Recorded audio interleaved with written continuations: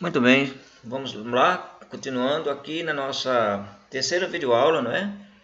Sobre a lição 8 do curso A Igreja Bíblica. O tema aqui é sobre o louvor da igreja. Nós expomos há pouco, né, nos vídeos anteriores, louvores que não agradam a Deus, que nós devemos cuidar para evitar, não é?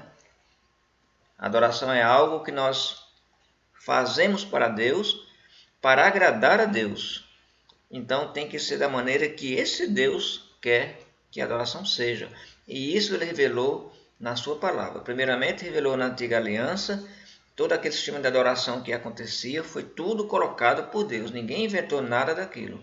O templo, os sacerdotes, a tribo de Levi, os sacrifícios, o altar de incenso, tudo aquilo foi colocado por Deus pela lei para Moisés, que passou para o povo de Israel e a adoração era feita.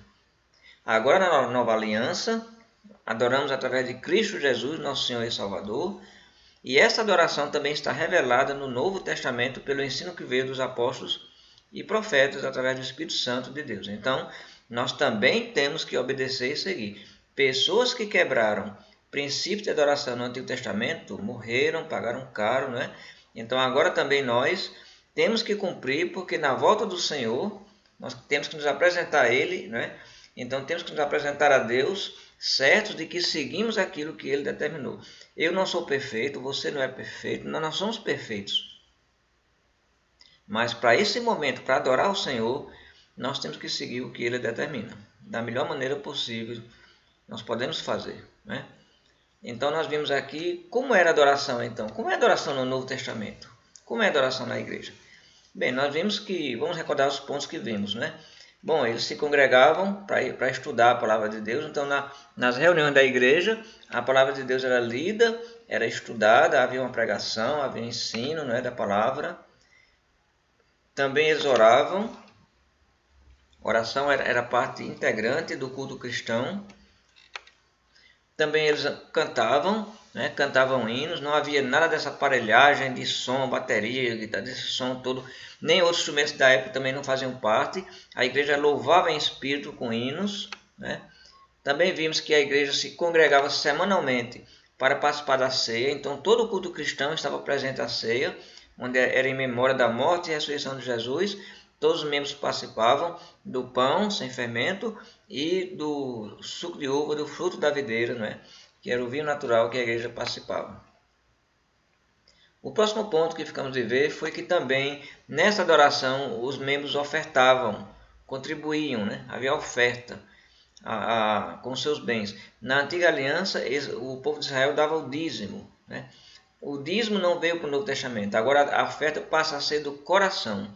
Em 1 Coríntios capítulo 16, Paulo vai instruir sobre a oferta e diz que ela deve ser de acordo com a prosperidade de cada um, ou seja, cada um vai dar de acordo com o que ele tem, com o que ele recebe. E 2 Coríntios capítulo 9, versículo 7, o apóstolo Paulo, instruído pelo Espírito Santo, vai dizer que cada um contribua conforme estiver proposto no seu coração. Então agora não é mais por percentual como era no Antigo Testamento, agora é o seu coração que vai dizer quanto é que você vai ofertar a Deus. Veja, no Antigo Testamento era a 10ª parte, foi isso que Deus instituiu. Agora Deus diz, você agora diz quanto você vai ofertar a mim. Então a oferta é do coração. Cada um contribua conforme estiver proposto no seu coração, não por tristeza ou por necessidade, porque Deus ama a quem dá com alegria. Então, Paulo instruiu as congregações sobre a coleta, agradecendo às igrejas da Macedônia por sua liberdade financeira por causa de Cristo. E finalmente, os cristãos do primeiro século se reuniam em um dia específico. E esse dia, é claro, no Novo Testamento, não era o sábado, não era a sexta, era o primeiro dia de cada semana para louvar a Deus. Por que o primeiro dia? Você pode perguntar. Porque era o dia da ressurreição. O dia da ressurreição passou a ser um marco cristão. Passou a ser o motivo de se reunir no dia que o Senhor ressuscitou. Era o dia que marcava que o Senhor não estava morto, o Senhor estava vivo para a glória de Deus e salvação de toda a sua igreja. Então era o dia de reunião da igreja. E o qual ordenou constância no louvor e oração em conjunto. Hebreus capítulo 10, versículo 25, diz que não abandonemos o ato de congregar, como era costume de alguns. Então é uma exortação para que não se abandone a comunhão, estar juntos, né? Tem cristãos que abandonam, não vão mais para a igreja, deixa para lá, né? Então, isso não pode acontecer. Você não vai conseguir seguir a Jesus, caminhar com Jesus separado de Jesus, porque a igreja é o corpo de Cristo.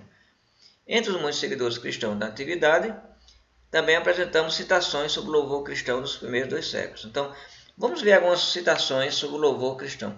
Uma que nós temos aqui é bíblica, não é? Está no livro de Atos, capítulo 20, versículo 7. Diz assim: no primeiro dia da semana, estando nós reunidos com o fim de partir o pão, que é a ceia, Paulo, que devia seguir de viagem de imediato, exortava-os e prolongou o discurso até a meia-noite. Então Paulo estava, naquele momento, na igreja reunida, louvando. Paulo estava dando uma mensagem, né? Estava dando um discurso exortando a igreja. Então a pregação faz parte do culto cristão. E temos aqui 2 citações históricas, né? Que não são bíblicas, mas são de homens da igreja que escreveram um tempo depois dos apóstolos.